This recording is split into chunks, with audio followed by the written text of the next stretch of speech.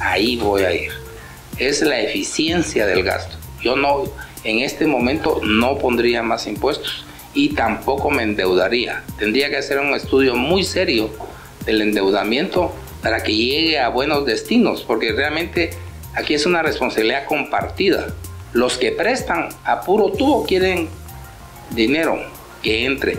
Y el organismo que prestó este dinero para la desnutrición alegó porque los fondos iban a ir distribuidos a un ministerio. No, a ellos les interesa colocar, es una irresponsabilidad.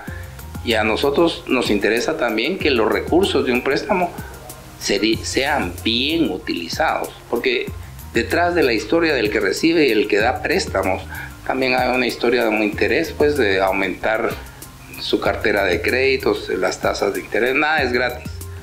No subiría impuestos en este momento. Creo que lo importante es un gasto de calidad, y sí se puede si usted tiene a la gente correcta. ¿Con cuánto le aumentaría el presupuesto con un gasto de calidad? Pues eso es la discusión que sería el año entrante. Ahorita está en 89.775. Yo creo que eso surge del gobierno abierto. ¿Se acuerda que hay un gobierno abierto y ahí se va discutiendo, y de ahí pasa a finanzas, a la Comisión de Finanzas en el Congreso, y es ahí donde desafortunadamente se politiza? Yo no quisiera incrementarlo, creo que con que mantener el mismo es suficiente para que la gente cree confianza. Porque el otro problema es cada vez que usted habla de aumentar un impuesto, ¿y para qué se lo van a robar? Que 10.000 para tanta. Al único ministerio que yo sí le aumentaría bastante, más allá de los márgenes que tiene ahorita, es al Ministerio de Cultura. Pero no para las expresiones culturales clásicas. Creo que una de las maneras, si voy a la parte económica, de generar mayores ingresos es la economía naranja.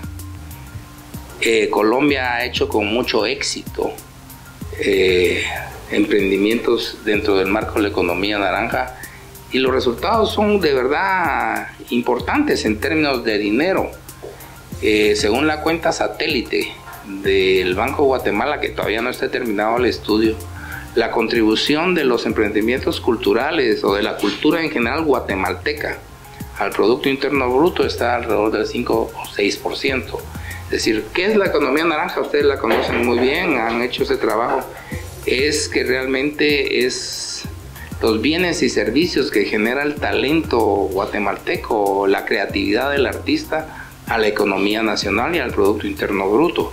Y ahí no me estoy refiriendo yo a una expresión folclórica de ballet, me estoy refiriendo a toda esta gente de los TICs, las nuevas tecnologías de la comunicación, me estoy refiriendo a las editoriales, a libros, a textos, a temas puramente de cortometraje, cine, en fin, hay una amplitud de temas donde realmente podríamos involucrar a la gente que contribuye en la economía, pero al mismo tiempo que vaya creando una cultura diferente, porque cuando usted habla de cultura, realmente ve que el gran enemigo de fortalecer un tema cultural es la propia indiferencia del guatemalteco.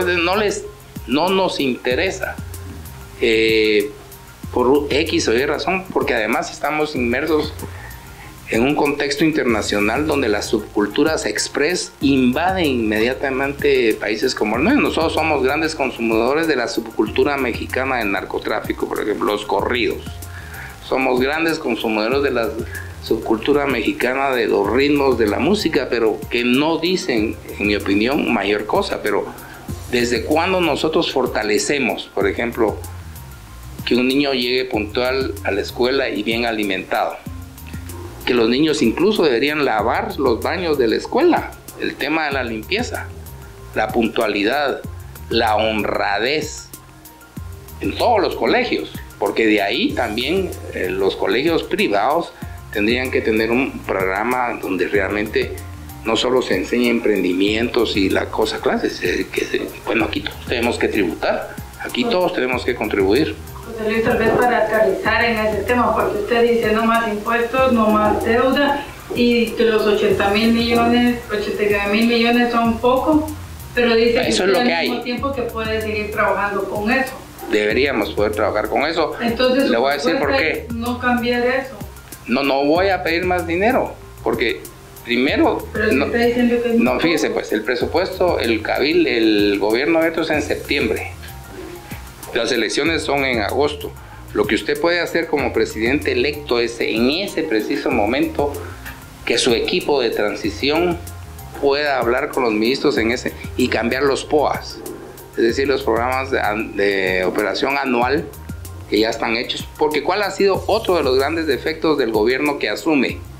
Cuando llega en enero ya toda la planificación estratégica anual y la operación ya está hecha por un año, y entonces tiene que ver y a nadie se le ocurre cambiarla. Yo creo que es realmente organizar el mismo dinero que tenemos para hacerlo bien y técnicamente bien, con transparencia, y simplemente el primer año es el mejor año de un gobierno en teoría. El próximo gabinete abierto sí debería tener otras posibilidades de ampliar su presupuesto, pero para que usted como presidente o como político pida ampliación de presupuesto al pueblo, tienen que creer que puede gastarlo bien, pues si no, van a decir se lo va a robar. ¿Para qué quiere esto? Más dinero para el ejército, más dinero para la seguridad, más dinero para Joviel, es decir, más dinero para los sindicatos. Mire, es que las dos grandes políticas económicas es el combate del desempleo, pero trasladar ese 70% del empleo informal a la formalidad y atraer inversión extranjera. Pero eso no lo trae en el primer mes de gobierno. La inversión extranjera lleva años disminuyendo y no es solo por las decisiones judiciales. Eso responde a mercados internacionales, a los precios de los minerales, por ejemplo, en el plano externo. Y en el plano interno yo no le voy a decir que le voy a crear 1 millón de empleos, es mentira. Si usted analiza las cifras de Agexport, ahorita hemos estado, usted que veo que es la que ve la parte económica, a un ritmo de creación de empleo de alrededor de 20,000 empleos anuales al año. Y la brecha es de más de 500,000. Usted para generar empleos necesita, bueno, esperar el convenio 175, digamos, que es uno de los temas que está ahí para otro tipo de salarios, pero necesita, y usted me dice, ¿a qué sectores va a apoyar? Pues la minería, hidrocarburos, energía, manufactura, turismo, textiles. Usted lo que necesita es sectores que estructuralmente puedan crecer ilimitadamente y que puedan contratar mano de obra no calificada.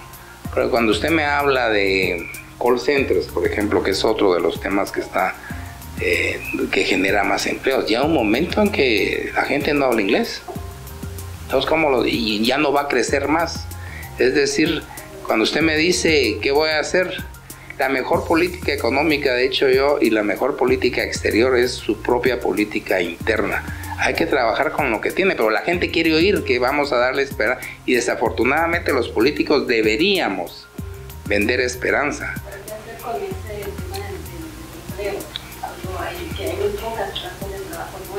Mire, el Estado es un facilitador del empleo. El Estado no genera empleo, o genera tal vez en el ministerio, pues empleo grande en el Ministerio de Infraestructura. Lo demás son 011 que están ahí enquistadas a lo largo de 10 gobiernos. Entonces nosotros probablemente con Agexport promoveríamos las leyes que ellos tienen ya caminadas o las partes prácticas en las cuales el Estado puede apoyarlos para que ellos puedan generar empleo. La gran responsabilidad de generar el empleo es del sector privado, en un contexto donde el Estado los apoya y los ayuda. ¿De su política salarial qué sería salario diferenciado? ¿Cuál sería la política para el salario mínimo? Bueno, miren, los salarios mínimos están ahí, vamos a esperar el convenio 175, a ver cómo va eso. La verdad es que las grandes revoluciones industriales y en China, por ejemplo, ahora, a mí no me pregunte cuánto ganan, pero sé que hay muchos que ganan menos. Millones, no muchos, sobre todo en China. Y sobre esa base construyen una economía mundial competitiva. Es decir, no es un recurso de sentimientos humanos, sino es simplemente un tema económico, por supuesto. Si usted tiene necesidad de trabajar en un área y va a ganar menos, pero tiene trabajo, pues yo trabajaría. Pero sí se metería la revisión de esta política. Podríamos, sí. Que todos los años le Le queda del nuevo presidente. Sí, creo que es importante conversarlo con la gente, porque una cosa es lo que uno quiere, pero otra cosa es lo que hay.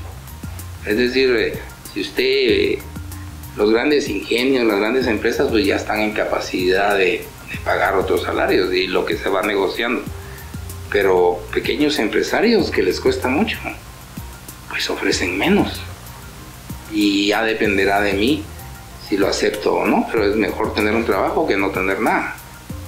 Definitivamente. En relación a la clase media, nosotros es la más reducida del sí. país y la del hemisferio con el 14.4. ¿Qué haría usted para comenzar esa? Bueno, desafortunadamente en términos económicos la clase media se ha ido reduciendo. ¿Por qué?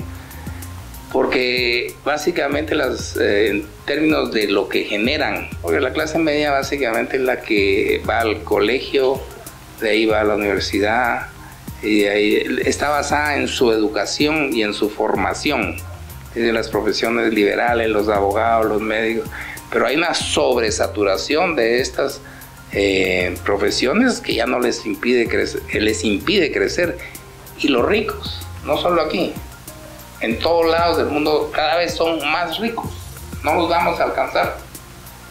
Entonces la clase media tiene que pensar, o debería pensar, no solo en la educación como un factor de ascenso social o de permanencia social, sino también crear nuevamente la cultura. Tenemos que tener una cultura de emprendimiento, que no la tenemos. En general, nadie en la escuela le enseña a usted el valor del dinero. Hasta que sale de la universidad, usted sabe y aprende y comienza a tener las nociones del tema. Esto cuesta, y cuesta mucho, y vale tanto. Y nadie me enseñó cómo que era un presupuesto en la casa, qué hacemos, nada.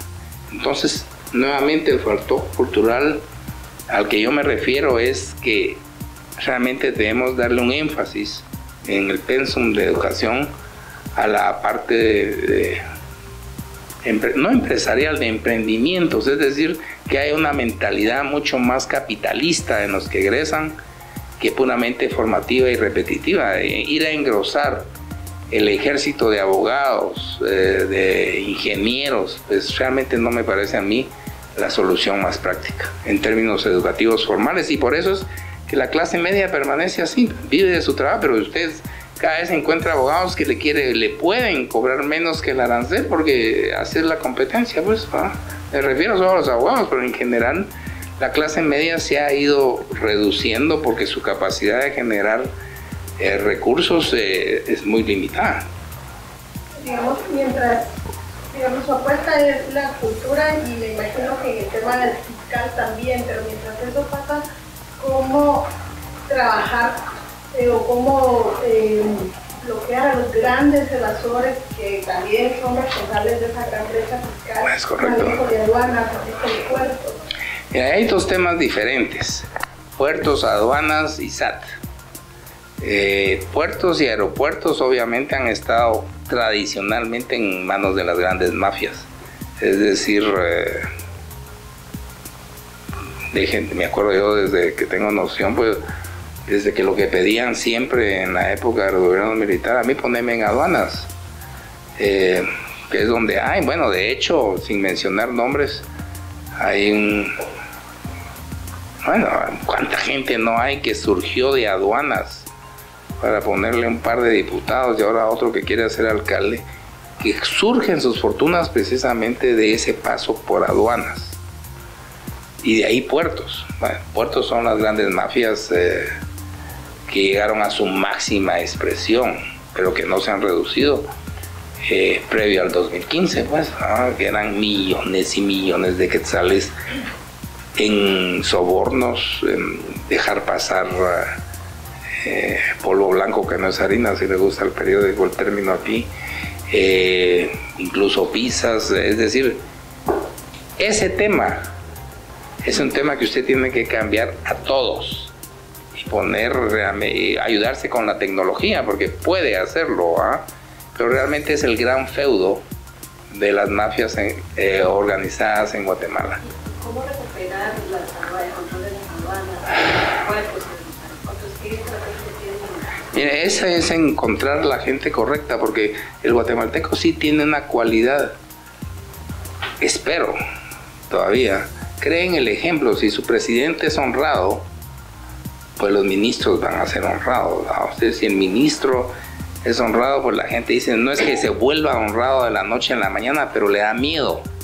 El miedo es tal vez uno de los factores fundamentales para que el país cambie. La gente le tenía miedo al asesino, ¿no? Por eso funcionaba. No funcionaba por otra cosa más, porque el temor de que me descubran o pase algo, pues funcionaba así. ¿Cómo funciona el delincuente común y corriente? También por el miedo.